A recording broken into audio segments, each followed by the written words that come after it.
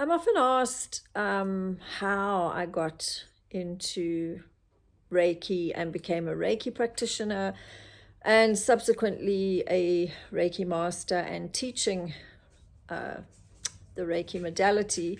So I thought I would do a couple of videos to share a little bit of my story and also just a little bit more about what Reiki is. It definitely has nothing to do with Chinese or Japanese pottery, which is what someone thought it was when I said that I was a Reiki practitioner. I think they were confusing it with Raku. And it was not started by Dr. Sushi, which is also what someone, he always said to me, he wanted to do this Reiki stuff that was invented by Dr. Sushi. Actually, the founder of Reiki is Dr. Makayo Usui. But what I do know about Reiki is it comes into your life when you are ready. I've really seen that with my students, and it was the same for me. But way back in 1997, I suddenly started seeing articles about Reiki in the Odyssey magazine. Maybe some of you remember that. I mean, I'm talking long before the internet was what it is today. And then my massage therapist in Benoni, she went and did Reiki 1 with Lena. And then when I moved to the Lowveld, I've always had an interest in alternative healing and the esoteric and holistic healing. And it really opened up when we moved to the Lowveld. I'm originally a Benoni girl, where you would have had your first Campari. And I was seeing Lena's name everywhere. I saw an article about her. I saw one of her adverts, one of her business cards. And I decided that I wanted to investigate this further.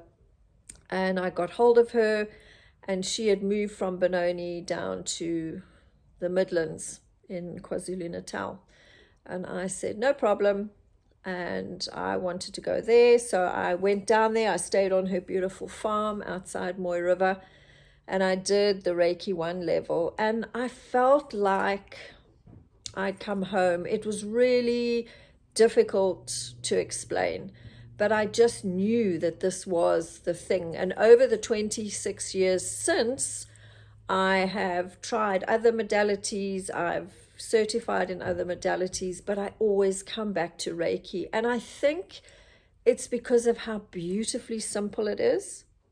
I always tell my students when we sit down for that first morning that they're about to become glorified hose pipes because we are not the healers.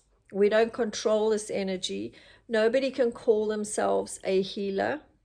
We support people in their own healing journeys. We may facilitate the opening of a healing process, but we are not healers. But essentially, we become hose pipes for this amazing energy.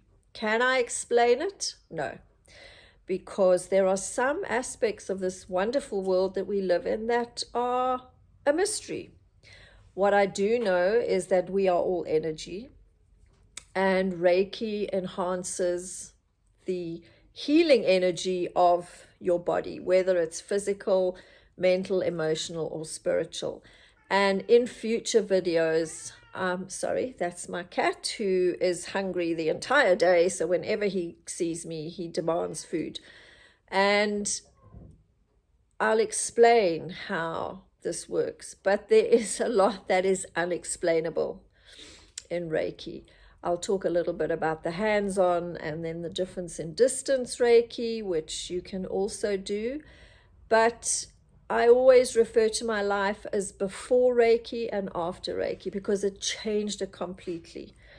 So it really does show up when the person is ready. I've had people who have booked a Reiki class. One woman kept booking classes, and always at the last minute, she'd have some emergency and she'd have to cancel. And I've had other people who phoned me on the morning of the class saying, I really want to come and do this, which is why I then started always having spare manuals available. So I'm looking forward to sharing a little bit about this beautiful journey with you and just how it shaped and changed my life in so many ways.